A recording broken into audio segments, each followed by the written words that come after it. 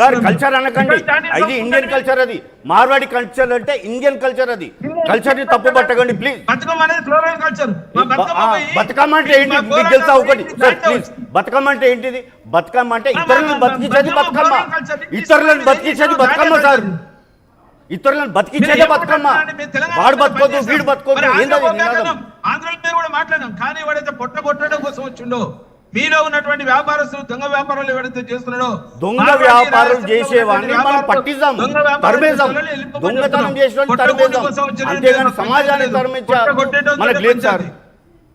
మళ్ళీ ఒకసారి చెప్తున్నా శ్యామ్సన్ గారు, కొట్టడం కోసం వచ్చిన వాళ్ళ మీదనే మాకు కొట్లాట. మీరు చేసేటువంటి మార్వాడి చేసేటువంటి వ్యాపారాలు ఏతున్నాయో, బ్లాక్ మెయిల్ రాజకీయాలు ఎవరైతే చేస్తున్నారో వాళ్ళు చేస్తున్నారు. డెఫినెట్ గా ఈ ఉద్యమం ఆగదు. తెలంగాణలో ఉన్నటువంటి వైశ్య సమాజం మొత్తం కూడా నిరుపేద వైశ్యులు ఉన్నారు. వైశ్య సమాజం కోసం వైశ్య వికాస వేదిక పనిచేస్తుంది, దాంట్లో ఎలాంటి అనుమానం లేదు. మా వృత్తులను దెబ్బతీస్తున్నారు.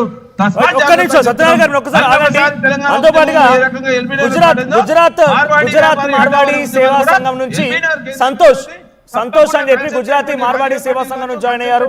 మరోవైపుగా సత్యనారాయణ గారు ఒక్క నిమిషం, మీరు కంటిన్యూస్ గా మాట్లాడుతుంటే అర్థం కాదు. అది పూర్తిగా వైశ్య వికాస బొంద కూడా పెట్టుకోండి, ఏంటి మళ్ళీ చెప్పండి, బొంద కూడా పెట్టుకోండి. ఏందది బంద్ పెట్టడం? ఏంది తగలు పెడతారు రాష్ట్రాలని?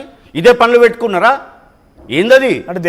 కేవలం మార్వడి అంశాన్ని ఒక మనిషి చేసిన తప్పు వల్ల యావత్ సమాజాన్ని మీరు పదం దేనికి కోట్ చేశారు? దేనికి బొంద పెట్టుకుంటా అన్నారు, బొంద పెట్టుకోండి.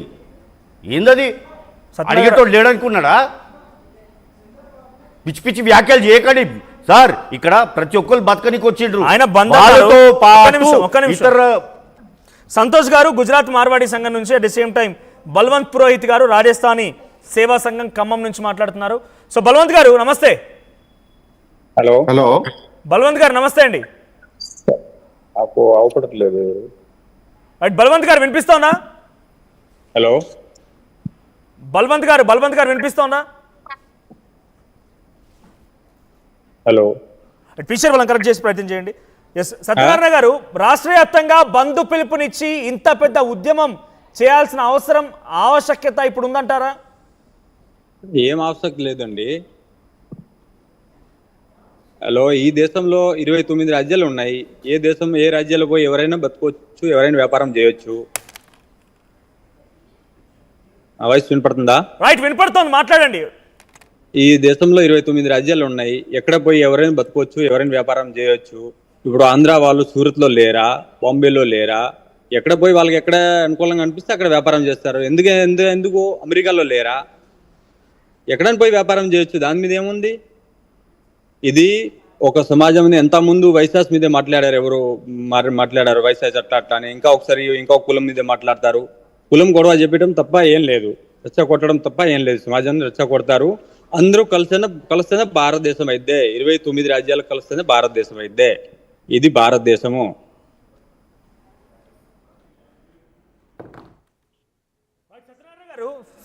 సత్యనారాయణ గారు, ఇంతటి స్థాయిలో ఒక ఉద్రిక్తమైనటువంటి పరిస్థితుల్లో గో బ్యాక్ మార్వాడి అని చెప్పి ఉద్యమాలు చేయడాలు, బంధు పిలుపుకు కాల్ ఫర్ ఇవ్వడాలు, ఇవన్నీ కూడా ఇప్పుడు ఆవశ్యకత ఉందంటారు అంతగానం?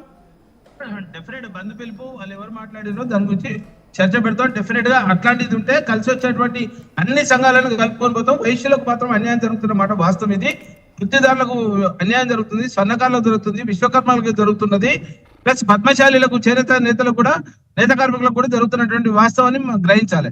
ఒక కులానికి జరుగుతుందని చెప్పో, లేకపోతే ఆ కులపోడు వద్దు అని చెప్పి మాట్లాడేటువంటి 29 రాష్ట్రాల్లో ఉన్నటువంటి భారతీయులందరూ కూడా భారతీయులే, మేము కానట్లేదు. కానీ తెలంగాణలో ఉన్నటువంటి నిరుపేద వైశ్యులు కూడా భారతీయులే. మరి సమానత్వపు హక్కు మీకెంత ఉందో మాకు కూడా అదే హక్కు ఉన్నది. మా వ్యాపారాల మీద మీరు విధ్వంసం చేస్తున్నారు, ఆర్థిక విధ్వంసం అవుతుంది, ఆర్థిక మూలాలు దెబ్బతింటున్నాయి. మీరు వచ్చేటువంటి పరిస్థితిలో ఉదాహరణకు అమన్గల్ తీసుకుంటే దాదాపు 170-200 షాపులు ఉన్నటువంటి నేపథ్యంలో ఒక్క షాపు తోటి స్టార్ట్ అయినా 10 షాపులకు వచ్చిండు. అక్కడ ఉన్నటువంటి సమాజంలో రెంట్ పెంచేటువంటి పరిస్థితి వచ్చింది. నీకు కావాల్సింది ఒకసారి వచ్చి సామరస్యంగా వచ్చి, గతంలో ఆంధ్రలో ఏ రకంగా వచ్చారో ఈ రోజు మార్వాడిస్ కూడా ఆ రకంగా వచ్చి పెత్తనం చెల్లించేటువంటి పరిస్థితి వచ్చింది. ఒకవేళ మీరు చేసేటువంటి దొంగ వ్యాపారాలు, చట్ట వ్యతిరేక పనులు చేస్తారని చెప్పిన దాంట్లో కొంతమంది డిఫరెన్స్ ఉంది. ఓకే, మీరు చేసేటువంటి చెప్పండి, కేసు పెట్టండి. చట్ట వ్యతిరేకంగా పనిచేసే వాళ్ళ మీద కేసు పెట్టండి. పురోహిత్ పురోహితులు కేసులు పెడతాం, దాంట్లో ఎలాంటి అనుమానం లేదు. పట్టిస్తాము, కేసులు పెడతాము. డిమానిటేషన్ కన్యూనిటీ తీసుకుందాం. 2014 తెలంగాణ రాష్ట్రం ఏర్పడిన తీసుకుందాం. 2014 సత్యనారాయణ గారు, ఒక్క నిమిషం. తీసుకుందాం. ఆమన్గల్ వర్తక సంఘం నుంచి శేఖర్ అని మనతో పాటు జాయిన్ అయ్యారు. ఆయనతో కూడా మాట్లాడదాం. శేఖర్ గారు నమస్తే. శేఖర్ గారు నమస్తే అండి. నమస్తే అండి. రైట్, ఏంటి ఆమన్గల్ వర్తక సంఘం మొత్తం కూడా ఒక బంద్ పిలుపునిచ్చి రాష్ట్ర వ్యాప్త ఉద్యమంగా దీన్ని మలిచింది. ఏంటి, ఎటువంటి సమస్యలు ఎదుర్కొంటారు మీరంతా కూడా? మార్వాడిల వల్ల మీకు వచ్చేటువంటి ఇబ్బందులు ఏంటి? ఎందుకు బంద్ పిలుపుకి మీరు ఇవ్వాల్సి వచ్చింది? ముఖ్యంగా మా ఆమన్గల్లో జరిగిన సంఘటన ప్రకారము మాకు జరిగిన అన్యాయానికి, మా వ్యాపార అస్తిత్వం కోల్పోయే పరిస్థితిని బట్టి మేము మాకు జరిగే అంటే మా వ్యాపార ఉనికి మేము కోల్పోతున్నాము, మా అస్తిత్వాన్ని కోల్పోతున్నాము, మా భవిష్యత్తు మా వచ్చే తరం భవిష్యత్తును కోల్పోతున్నామని మా భయము, ఆ ఆందోళన మాకు బాగా మమ్మల్ని కలవరపరిచి గత నెల రోజుల నుంచి మేము అందరినీ కూడబలుకొని ఊర్లో అందరూ కార్యాచరణ చేసుకొని అన్ని చుట్టుపక్కల ఊర్ల నుంచి వాళ్ళందరూ కోరిక మేరకు ప్రకటించడం జరిగింది.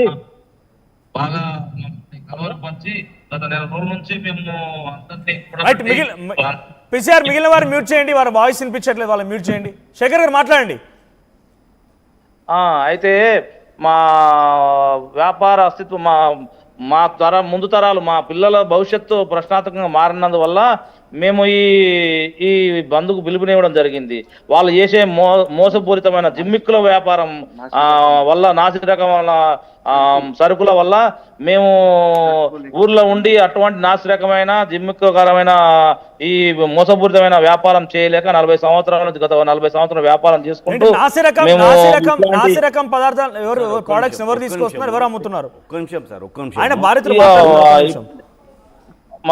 మన ఇక ఊర్లో ఉన్న మిగతా వ్యాపారస్తులు అంటే ఇక మా స్థానికులు కాని వ్యాపారస్తులు, నాసిరకం అని మీకు ఎలా తెలిసింది? నాసిరకం అని మీరు ఎట్లా డిక్లేర్ చేస్తున్నారు? నాసిరకం అంటే ఇప్పుడు ఒక వస్తువు 100 రూపాయలకు కొనుక్కొచ్చి మేము 110 రూపాయలకు అమ్ముతున్నాము. వాళ్ళు 60-70 రూపాయలకు అమ్మగలుగుతున్నారు. మాకు 100 రూపాయల కంటే మాకు ఆ వస్తువు ఇప్పుడు మార్వాడి ఖచ్చితంగా కొనాలి అన్న బోర్డు పెట్టిండా, నిన్ను స్వాగతించిండా, నిన్ను జబర్దస్త్ చేసిండా, నిన్ను లోపల తెచ్చి నా సామాన్లే కొనాలి అన్నాడా? కొనకు. నీకు నాసిరకం అనిపిస్తే కొనకు. కావాలంటే వాళ్ళ మీద చర్య తీసుకో. పక్కకు పోలీస్ స్టేషన్ ఆ వస్తువు నాసిరకమానే గుర్తుపట్టలేకపోతున్నారు కాబట్టి మార్కెట్లో అమ్మలేకపోతున్నారు. 40 సంవత్సరాల నుంచి వ్యాపారం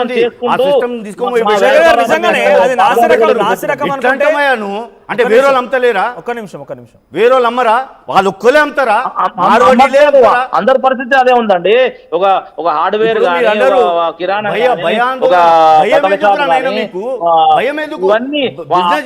వాళ్ళేమో వాళ్ళ వ్యాపారం పైకి పెరిగిపోతా ఉన్నాయి. మా వ్యాపారాలు 40 ఏళ్ళ చేసుకుంటూ పోతా ఉన్నది వ్యాపారాలు.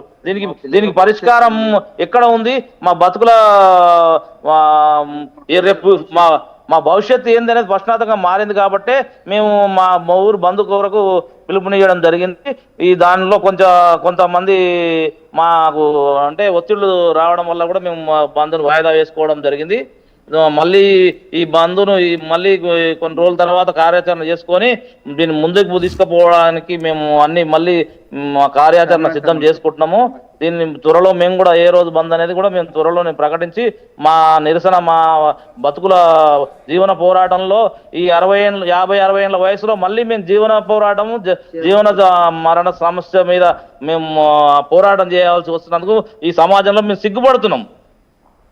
ఈ 50-60 ఏళ్ళ వయస్సులో కూడా మేము ఇప్పుడు మళ్ళీ మా బతుకు తెరువు ఏంది అనే ప్రశ్నార్థకంతో మేము ఈ సమాజంలో ఎట్లా బతకాలి, మా తరం మా పిల్లల భవిష్యత్తు ఏందనే సమాచారం